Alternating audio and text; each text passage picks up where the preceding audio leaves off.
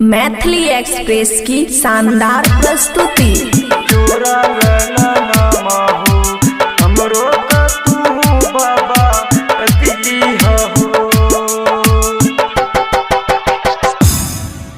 DJ Kanchan Raj, नीम चौक, चौसीमा, वैशाली। खुशी recording studio, बलुआहा। बहुत दिन से बाबा जलवा चलिया हो, खोला नया पनोना जरिया हो। सबका तू दिला बाबा जोरा ला माहो, हमरो का तू बाबा दीहा हो।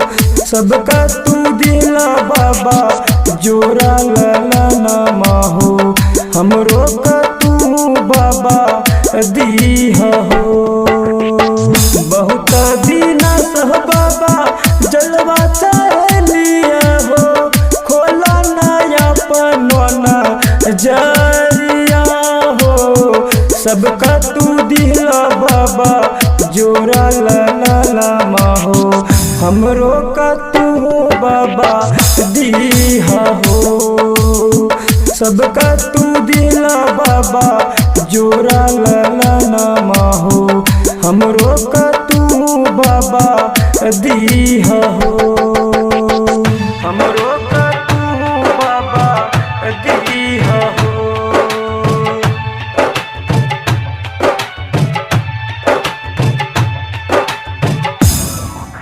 डीजे कंचन राज, नीम चौक, चौसीमा, वैशाली। खुशी रिकॉर्डिंग स्टूडियो, बलुआहा। सुल्तानगंज में बाबा कमर उठलिए हो, कैसे हम जायब तोरो द्वार हो। गोरवा में गरे बाबा कंकर पत्थरवा हो, तू ही लगइयो बेरा पार हो। सुल्तानगंज से बाबा कमर उठलिए हो, तू ही लगइयो बेरा पार हो। सुल्तानगंज में बाबा कमर उठलिए हो, कैसे हम जायब तोरो द्वार हो। गोरवा में गरे बाबा कंकर पत्थरवा हो, तू ही लगइयो बेरा पार हो। सुल्तानगंज से बाबा कमर उठलिए हो, तू ही लगइयो बेरा पार हो। तू ही लगइयो बेरा पार हो।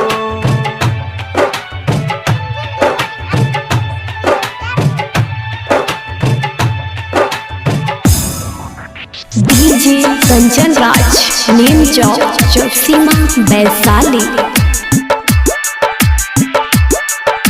खुशी रिकॉर्डिंग स्टूडियो, बलुआहा।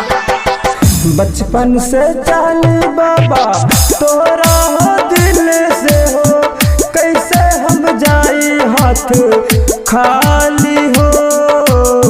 तोरे मंदिर में बाबा सरहम फोरबै हो, रखियो शरण के तू लाज हो।